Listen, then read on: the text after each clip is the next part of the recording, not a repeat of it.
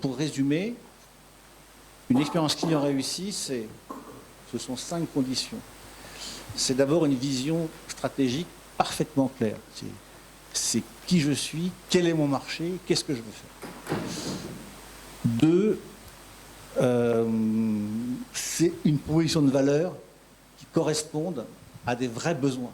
C'est-à-dire que si vous répondez à des besoins inexistants ou qui ne sont pas forcément intéressants, on ne bâtit pas dans la durée.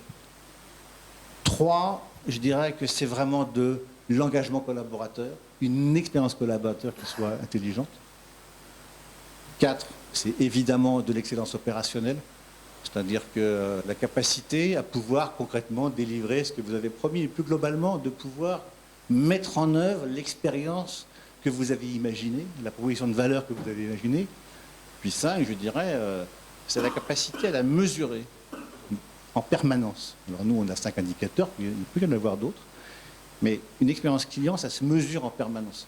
Ça se mesure dans l'absolu, ça se mesure par rapport à celle des concurrents, parce que les concurrents arrivent en permanence, il y en a qui arrivent, il y en a qui repartent, c'est un mouvement qui est permanent et quotidien, et que souvent, et on le voit aujourd'hui sur certaines startups, il y a des startups qui prennent un leadership et faute d'avoir une parfaite compréhension de ce qui se passe sur le marché en termes de nouveaux arrivants, eh bien, déclinent assez rapidement. Donc, ce n'est pas de tourpeau, une expérience client réussie. Ça demande, je pense, une très grosse capacité à la fois stratégique et opérationnelle. Donc, ça veut dire que vous avez des entreprises qui sont dotées, je dirais, de collaborateurs efficaces.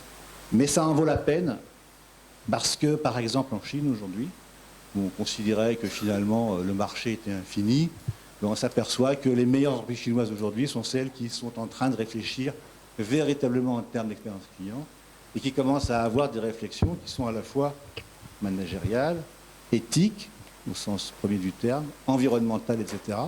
Et que tout ça, ça s'est fait en l'espace de même pas 20 ans. On est passé d'un marché avec un taux d'équipement qui était proche de 0 à aujourd'hui un marché qui est en phase de renouvellement sur lequel nous avons des acteurs qui sont pratiquement aussi bons que des acteurs américains ou européens en termes de réflexion stratégique et d'excellence opérationnelle. Donc il n'y a pas de raison que ça ne se produise pas ailleurs.